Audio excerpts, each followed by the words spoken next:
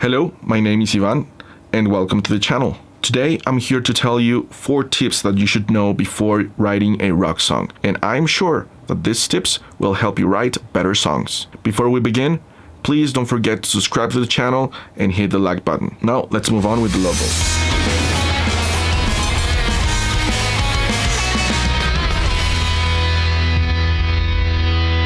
A couple of things before we move on. The first is that I wrote a guide on song structures, and it is a PDF that you can download. You only have to click on the link in the description below, and once you subscribe to the channel, you will be able to download the PDF completely free of charge. In the document, you will find information about basic song structures, and you will also find the structure outline of the Grammy Award winners for Best Rock Song of the past 10 years. So I hope this is something useful for you. The second thing is that there are some very important skills that you should have by this time, or at least you should start thinking about how to acquire these skills. Okay, so the first skill that I recommend for you to acquire or develop is to learn some basic music theory. I think that it's important for you guys to understand, for example, what I'm talking about when I refer to the first grade, the fourth grade, or the fifth grade in a scale.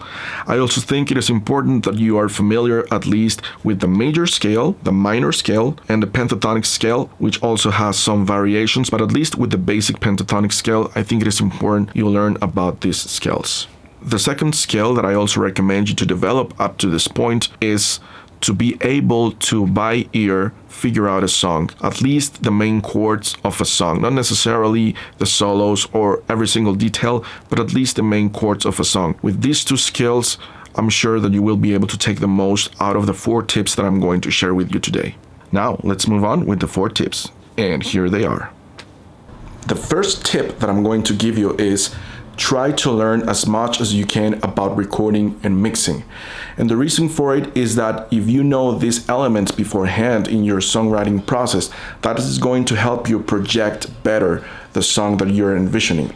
So for example, if you know concepts such as equalization or compression or the stereo field, and you know these elements and you incorporate these elements into your songwriting process, in the end you will have a much better song, because this is something that you are projecting and you are considering from the beginning of your songwriting process. So you're already thinking about how much, for example, the stereo field is going to change when you get into the chorus, and you will see if that is something that would fit your song or not, and it will help you have a better overall song production process basically. And you will find a lot of content online, great content, and it is important to learn at least the basics. Also important for you to understand and to learn how is it that you're going to record that idea that you have, and learn about how to record guitars, how to record your bass, how to get a particular drum sound. That could be a little advanced. I can assure you that that is going to help you improve your songwriting process, because you will be able to plan ahead and write your song beforehand, keeping in mind each of these elements. So that's tip number 1. My tip number 2 is record your ideas in a voice memo. I know this sounds quite simple and easy, but it is very powerful. I cannot tell you the number of songs and ideas that I lost because I didn't have something at hand to record my idea. So this is a very important recommendation to you guys.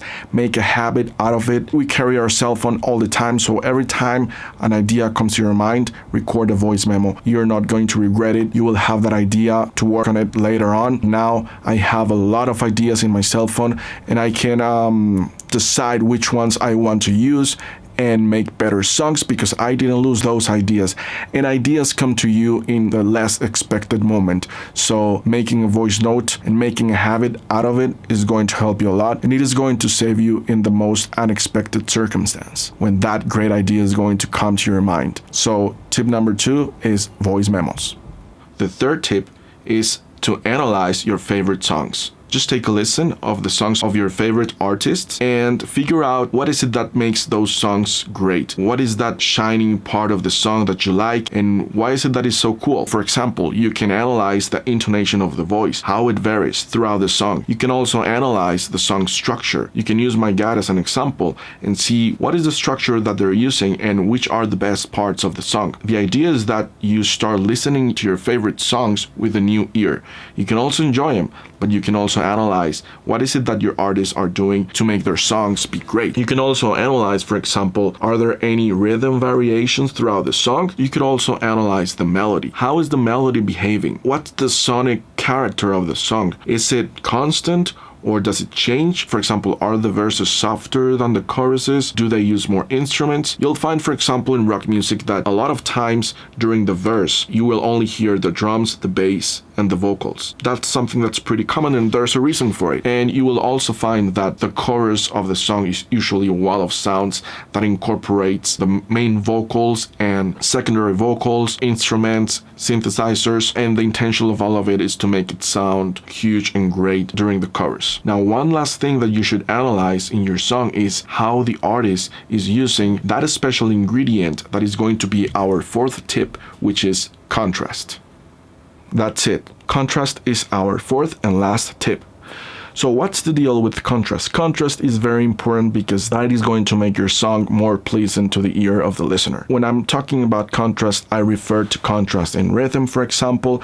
If there is a very paced section in the song and then comes into a slower section rhythm-wise. Also a melodic contrast, change of intonation in the song between the verse and the chorus, or maybe there is ups and downs. Just try to create contrast as much as possible. Also in the phrasing of your lyrics, a slow phrase section versus a little more words in another section. Just make sure that you tick contrast in your songwriting checklist. There are other elements besides contrast when it comes to the songwriting process, for example, repetition, and there are many others, and there is a lot of information and good content out there. But today, if you want to keep one in mind and be aware of it every time you write a song, please don't forget contrast. Also, keep in mind contrast in the mix. If you already know about mixing, you can envision how you are going to make contrast during the mix process. So that's it. Contrast would be our final songwriting tip. If you have watched all this way, thank you. I would like to hear from you in the comments below. Just let me know if you know any other tip that has also worked for you and helped you improve your songwriting process. I would love to hear about it and also learn from it. Okay, that would be it for this video. Before we go, I would like to tell you a couple of things. So the first is, if you haven't, please don't forget to check out my series of videos on how to make a rock song. I uploaded this a while ago. I'm doing a series. I'm documenting the process of writing a song, starting from an idea that I recorded in a voice memo all the way until the song is recorded, mixed, mastered, and up in the digital platforms. So don't forget to check that. I will leave the links in the description below. And finally, if you haven't, please don't forget to subscribe to the channel, hit the notifications button. That way you will be aware of any new content that is being added to the channel, and don't forget to hit the like button. So that's it. Thank you for watching, thank you for being on the channel, and see you on the next episode. Bye.